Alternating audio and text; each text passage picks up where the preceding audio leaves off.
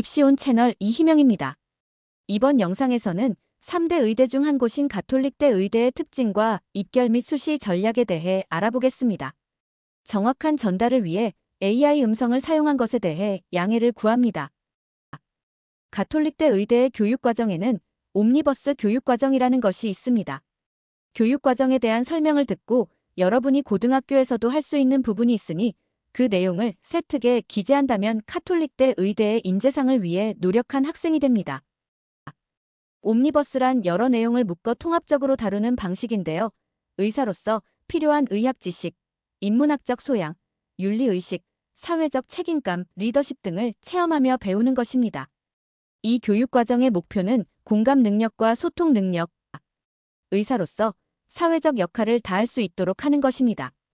옴니버스 교육과정에 개설된 과목은 보시다시피 의료 관련 내용뿐 아니라 문학, 정치와 경제, 사회학 등의 과목이 있습니다.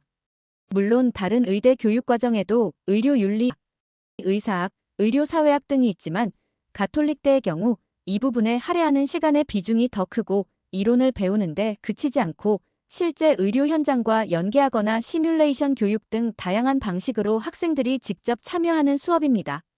그래서 가톨릭대 의대를 준비하는 학생이라면 위 내용과 관련해서 자료 등을 탐색하여 학생부에 기재하는 것이 좋습니다.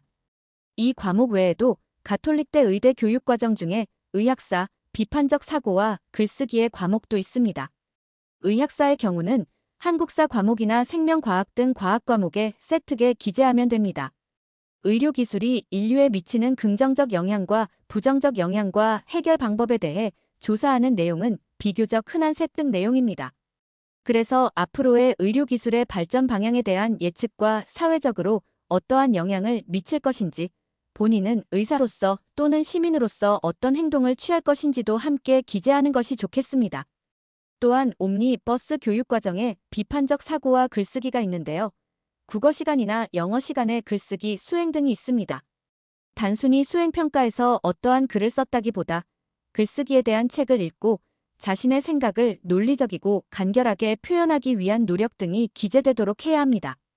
의대를 비롯한 상위권 대학은 글쓰기를 위한 노력 과정이 담긴 세특을 굉장히 좋아합니다. 가톨릭대 의대를 입학하는 방법은 당연히 수시와 정시가 있습니다. 그럼 수능에서 몇 개까지 틀려야 가톨릭대 의대를 정시로 합격할 수 있을까요? 2025년 수능 기준으로 국수탐 영역 모두 합쳐서 전체 3개에서 4개 정도 틀리면 가능합니다. 이 값을 우리가 알아야 하는 이유는 객관적으로 본인이 이 정도 성적이 나오지 않는다면 내신과 세특을 챙겨야 하기 때문입니다. 이제 가톨릭대 수시 전형에 대해 알아보겠습니다. 먼저 학종인 학교장 추천 전형입니다. 1단계에서 학생부로 면접을 볼 만한 학생을 4배수로 선발합니다. 그리고 2단계에서는 1단계 점수와 면접 점수를 합하는데요. 면접의 비중이 30%밖에 안 돼 보이지만 실제 1단계에 합격한 학생들의 점수 차는 작기 때문에 실질적 면접의 비중은 큽니다. 영상 뒷부분에 가톨릭대 의대 면접 문항과 준비 방법에 대해 이야기하겠습니다. 평가 항목은 학업 역량 40, 진로 역량 40, 인성 20입니다. 가천대 등 일부 의대를 제외하고 많은 의대와 서울대는 학업 역량의 비중이 굉장히 큽니다. 나중에 제 영상에 올리긴 하겠지만 같은 학업 역량이라 해도 대학마다 내포된 평가 요소들이 조금씩 다른 경우가 있습니다. 수능 최저는 세계 영역 합의 4 이내입니다. 최근 3개년의 입시 결과를 보겠습니다. 경쟁률은 대략 15에서 16 정도 되고요. 25년 기준으로 보면 제일 낮은 내신은 1.8등급이고 평균은 1.15등급입니다. 평균은 최저 성적을 포함하고 있는 것이기 때문에 보통 어느 성적대가 합격하는지 분포를 예측해 보도록 하겠습니다.